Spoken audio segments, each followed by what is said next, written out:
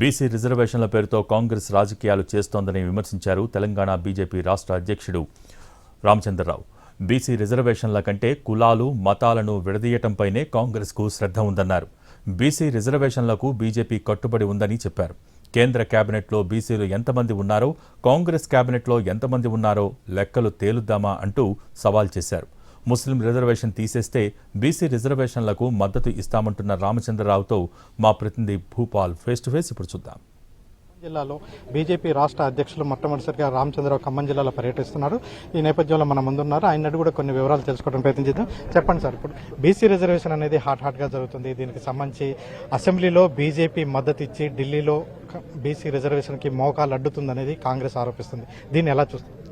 ఇది కేవలం కాంగ్రెస్ పార్టీ కులాలతో రాజకీయం చేస్తుంది. కాంగ్రెస్ పార్టీ విభజన రాజకీయాలకు పేరు మోసినటువంటి ఒక పార్టీ.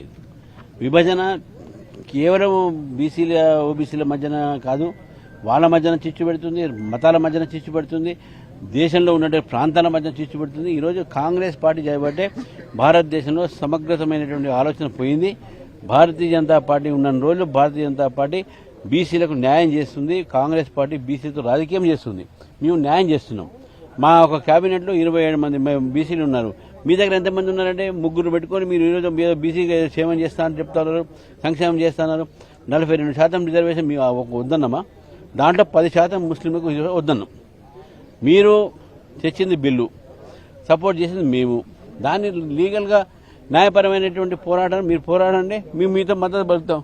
కానీ ఏదో మీరు చేయాలి మా మీద సొసైటీలో మేము చేయాలి, మీరు అనుభవించేసి దాంట్లో రాజకీయాలు వాళ్ళతో చేయాలా? ఇది కేవలం కాంగ్రెస్ పార్టీ చిత్తశుద్ధి లేని పార్టీ. బీసీల పట్ల వాళ్ళకి ఎటువంటి ఒక చిత్తశుద్ధి లేదు.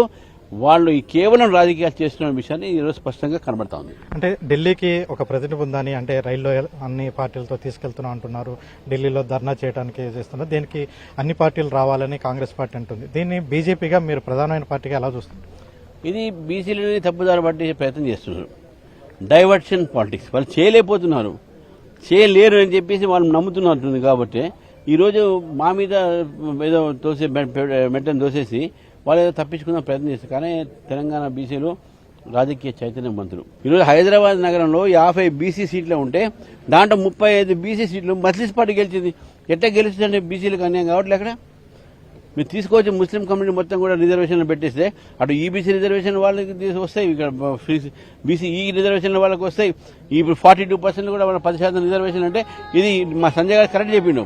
ఇది బీసీ రిజర్వేషన్ బిల్ కాదు, ఇది ముస్లిం రిజర్వేషన్ బిల్లు. మరోవైపున యూరియా విషయంలో ఖమ్మం జిల్లా అంటే వ్యవసాయ శాఖ మంత్రి తుమ్మల నాగేశ్వరరావు వర్సెస్ మీకు మధ్య వివాదం కూడా కొనసాగుతుంది.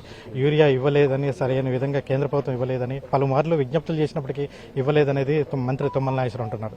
దీన్ని మీరు ఎలా చూడాలి?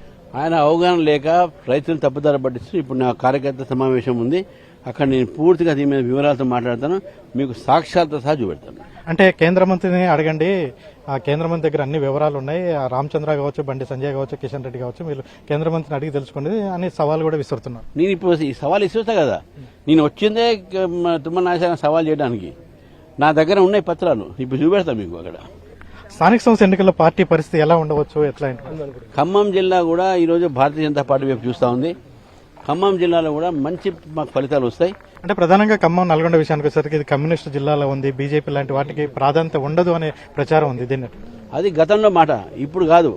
ఇప్పుడు నల్గొండ, దక్షిణ తెలంగాణ భారతీయ జనతా పార్టీ వైపు చూస్తున్నారు. భారతీయ జనతా పార్టీయే ఈ యొక్క రాష్ట్రంలో రాజకీయ ప్రత్యామ్నాయము. వాళ్ళు కాంగ్రెస్ని చూశారు, బీఆర్ఎస్ని చూశారు, బీజేపీకి అవకాశం ఇవ్వాలని చెప్పి వాళ్ళు నిర్ణయించుకున్నారు. బీసీ రిజర్వేషన్ల విషయం కావచ్చు, కులాల మధ్య, మతాల మధ్య చిచ్చు కాంగ్రెస్ పెడుతుందని బీజేపీ రాష్ట్ర అధ్యక్షులు రామచంద్రరావు ఆరోపిస్తున్నారు.